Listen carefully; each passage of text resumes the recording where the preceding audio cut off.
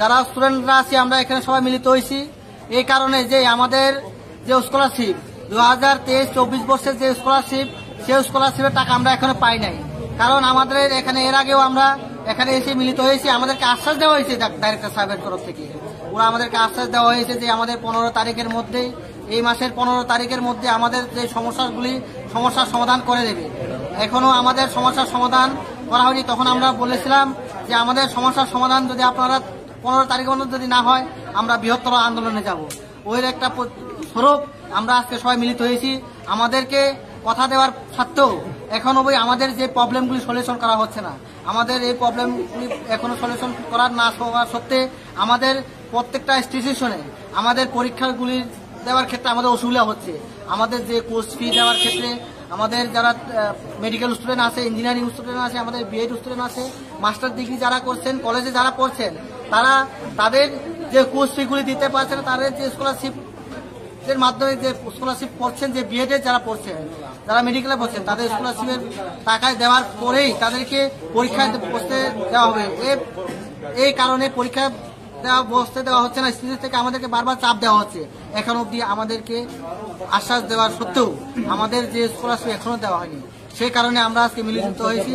আজকের এই আন্দোলন, আমাদের এই আন্দোলনের মধ্যে আমরা জানান দিতে চাই, আজকের মধ্যেই যদি আমাদের প্রবলেমটা যদি সলিউশন না করে তাহলে আমরা এখান থেকে যাব না।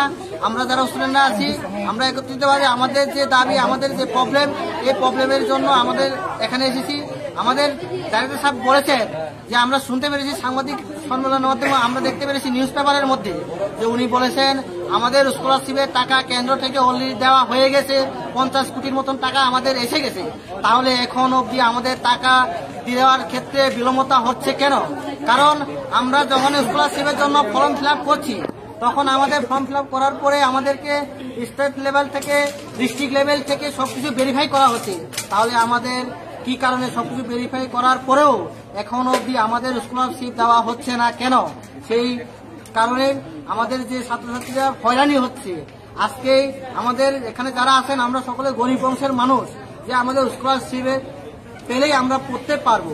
তাহলে আমাদের উপজাতি কল্যাণ দপ্তর যে এখানে লেখা আছে, আমাদের কার স্বার্থে কাজ করছে, আমাদের ছাত্র স্বার্থে যদি ওনারা যদি আমাদের ছাত্র স্বার্থে যদি আমাদেরকে যদি কাজ করে থাকে, তাহলে আমরা প্রত্যেকটা বছর আমাদের সেই প্রবলেমের সম্মুখীন হতে হচ্ছে কেন? তার কারণে আমাদের আশ্বাস দেওয়ার পরেও আমরা আমাদের অনুরূপ এখনো আমাদের টাইম 15 তারিখ অবধি দেওয়া হচ্ছে এই মাসে, তারপর আমাদেরকে প্রবলেম সলিউশন করা হয়নি। এই কারণে আমরা আজকে আন্দোলন এখানে মিলিত হয়েছি।